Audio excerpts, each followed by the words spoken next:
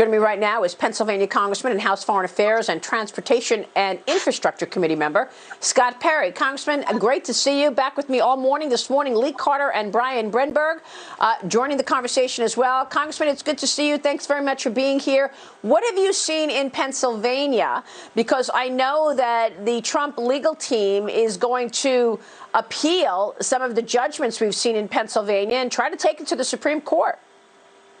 Well, what I have seen, and thank you very much, Maria, thanks for the opportunity. What I have seen is members of the state legislature that are very concerned about the outcome of this election and the inconsistencies and what we're not sure of right now. They have been working together to try and, quite honestly, they don't want the Secretary of the Commonwealth to certify the election in Pennsylvania, and that would be the first step towards the delegates in Pennsylvania not going to either candidate until this is resolved. You have to understand, Maria, that the legislature put in place a law that then after the fact, the Secretary of the Commonwealth and the Supreme Court modified dramatically. And when I say modified dramatically, allowing for 12 till November 12th to count mail-in ballots, allowing for ballots to be fixed or cured in some counties, but not other counties. The result of many of these things includes 687,000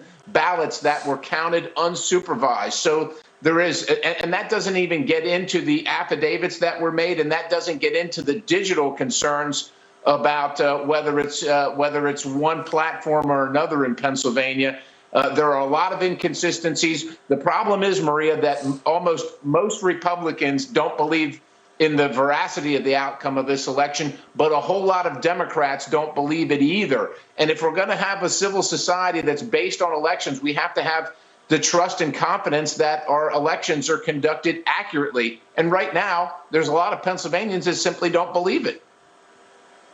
Well, that's absolutely right. And one thing that you mentioned there was the hundreds of thousands of Republicans being prohibited from actually observing across the country. And that was a situation in Pennsylvania as well.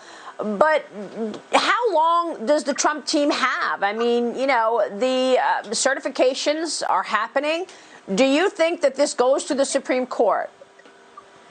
Well, I think it will go to the Supreme Court. The question is will the Supreme Court take it up? As the president has said, he's been shut out of the courts. Quite honestly, the Supreme Court of Pennsylvania is a joke. It's a hyper-partisan organization that just moves left-wing causes. But you can't even have your day in court to make your case when they say you don't have standing. It's ridiculous. The president was running for re-election in a federal election, and there are anomalies. He's got affidavits. He's got affiance. He's got story after story of things like ballot harvesting and being locked out of watching counting and so on and so forth.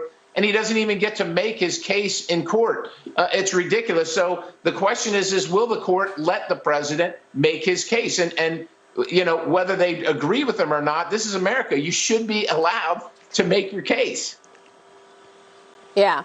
Let me ask you quickly about China, because Chinese President Xi Jinping congratulated Joe Biden, saying that he won the U.S. presidency. Biden's critic says that his administration would be weaker on China than that of President Trump's because there are relationships already in place. Obviously, Hunter Biden did deals with Chinese companies and got paid for it. Right. You've been clear about the threat from the Chinese Communist Party.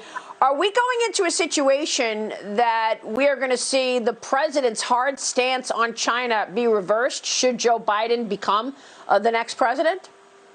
Well, if the past is prologue, and even the current, where the vice president is allegedly selecting people for his cabinet that are pro-China, where I'm out there saying, and many of us are saying, that the Communist Party should be labeled a transnational criminal organization, you see a very different take from potentially a Biden administration. Bad for America. Need to stick with the Trump policies.